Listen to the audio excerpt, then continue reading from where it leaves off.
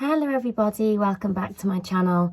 I hope that your 2022 is going okay so far.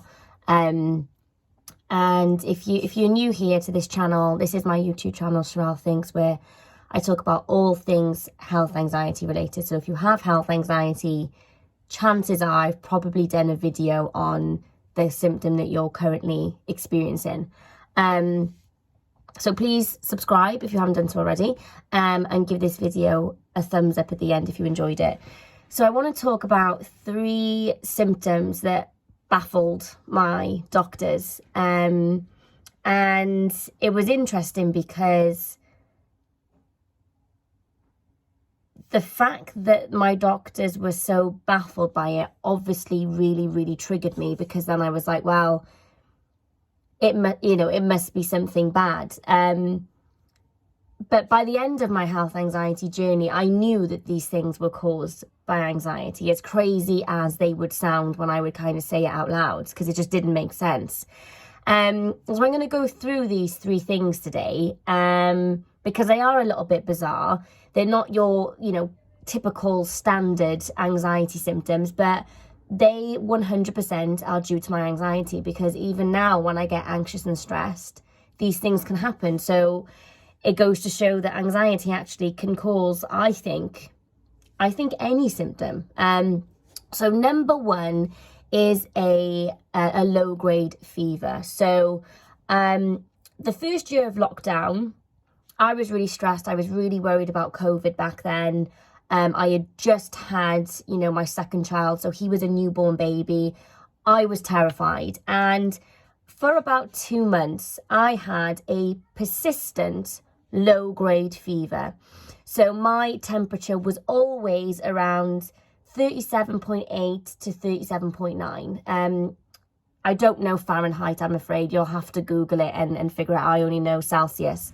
So that would mean that if I had gone somewhere, and if I'd gone to like A&E, for example, and they check your temperature, I would have been flagged up as having a fever.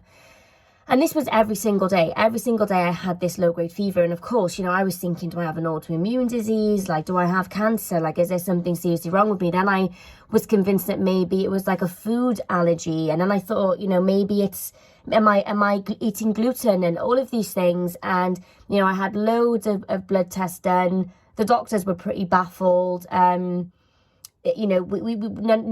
could really understand it. And then I started to do a little bit of research, and I read into something called a psychogenic fever, which is essentially a fever caused by emotional stress, and it made sense to me, because I thought, well, we can increase our heart rate and our respiratory rate. We can, our blood pressure will change. So perhaps actually we can also, influence our temperature. And I was reading that it's especially common in young women. And I've read some reports that, women, especially in a really, hugely emotional state, have gone into the emergency, into A&E, sort of like with a fever of like 40 degrees, which has then gone down with like a propranolol, which is insane. And it happened, so when I get stressed, I feel warm, and I'll take my temperature and it'll be raised, it'll be like 37.7, 37.8.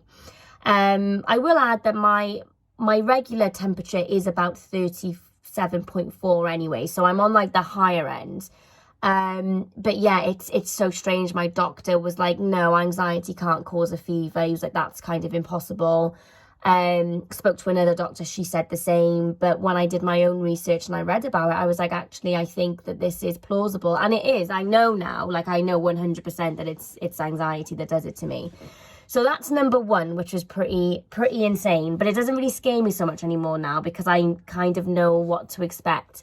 Number 2 is smell hallucination. So when you think of hallucinations, you think psychosis, you think schizophrenia, you think bipolar, all of that. Now, I was having, when I was in I'm talking like a really bad state, I was having smell hallucinations. So I would smell things that weren't there. I would smell Walker's beef and onion crisps all the time. I would smell like a Febreze smell If you don't know what it is, it's like an air freshener. There's like a fresh smell. I would smell smoke. I would smell like cut grass. And these smells weren't there. Nobody else could smell them. They were really, really strong. Like I remember sat in the hospital room and I could just smell freshly cut grass, and I was in a hospital room, you know.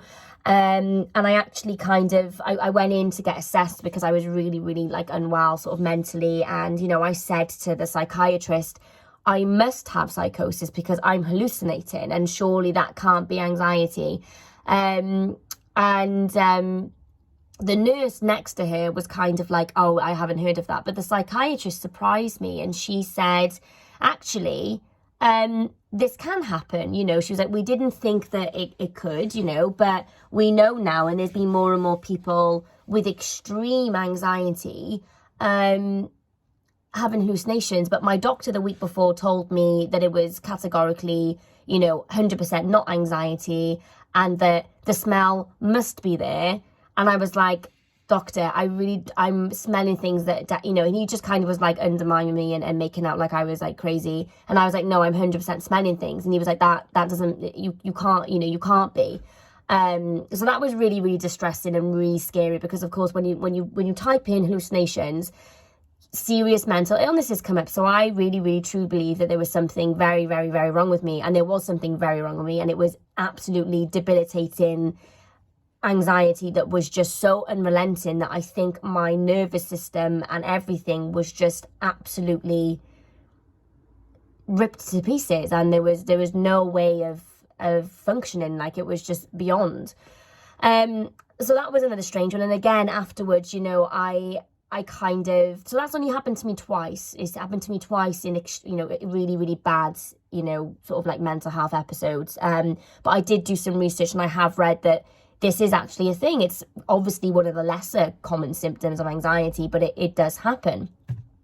Number 3, the last one of my sort of like crazy list of, you know, anxiety symptoms that people would think, you know, weren't, is myoclonic jerks. So when I was, you know, sort of like, gosh, just in and out of hospital all the time, just, you know, nobody knew what was wrong with me. I was experiencing myoclonic jerks, but when I say I was experiencing them, like they were taking over my entire existence. Like, I was there, and I was like a robot. Like, I could not stay still. My neck would turn by itself, and it wasn't just subtle movements. It was like my arm would fly up. You know, my nervous system was absolutely. It was like I was on drugs or something. It looked like I had Parkinson's. Like, that's how it looked. And I remember going to A&E the one time because I was like, I'd had enough. And this was like a couple of years ago. And I saw the doctor, and the doctor was really worried about me. And he was like, I don't know what this is, but I know that it's not anxiety, you know. So he called down a neurologist. And if you live in the UK, you'll know that seeing a neurologist takes a long bloody time, and you never get to see them in A&E. Like, it just doesn't happen. But this doctor was so concerned at how I was presenting myself that, you know, he went to go and get a neurologist. So the neurologist came down and sort of like observed me for a moment, and he said, oh, do you mind if I actually go and get a student to come and sort of see, because I'm sort of like training him, whatever. And I was like, yeah, okay. So the student come down, and the neurologist did like all of his basic checks, asked me if I, you know, about my emotional state, blah, blah, blah. And the neurologist looked to his student, and he was like, he basically said, like, this is the result of extreme anxiety and a very, very, very heightened nervous system. So I looked at him and I was like, are you saying that this is anxiety? And he said, absolutely, it's anxiety. He was like, you know, we've seen this before, this extreme myoclonus in a person that actually is functional, you know, it's like a functional neurological sort of thing. And in fact, he was telling me that, you know, about 25% of people who get referred to neurology leave with a functional diagnosis, meaning that there is no sort of like disease behind your symptoms, where it's not, you know, they can't link it to MS or to any other kind of like neurological disorder or disease, but they can see that something's happening. And so I was put on diazepam at that point, and I was also put on like anti-seizure medication, just to kind of like calm my body down. And it did actually really help. Obviously, I couldn't stay on the benzo for too long. I was only on it for 2 weeks. And that was when I was under the crisis team. But Yeah, I mean, those 3 symptoms really stand out to me because it's not the kind of symptoms that you see written on, you know, Wikipedia or the NHS website.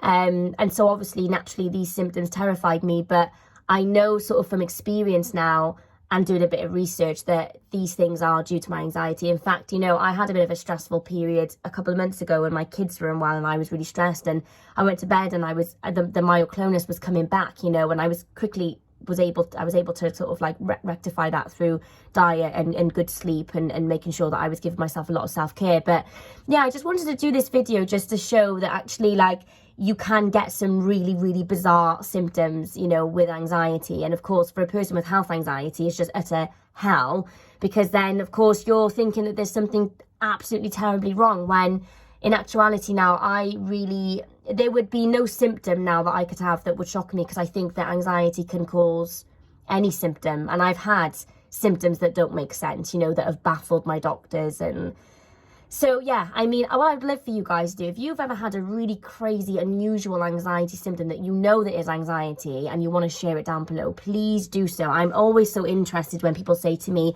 oh, well, I have this and I have that. And I think it's just fascinating that, in fact, you know, we're all so very different and our anxiety symptoms will be different as well.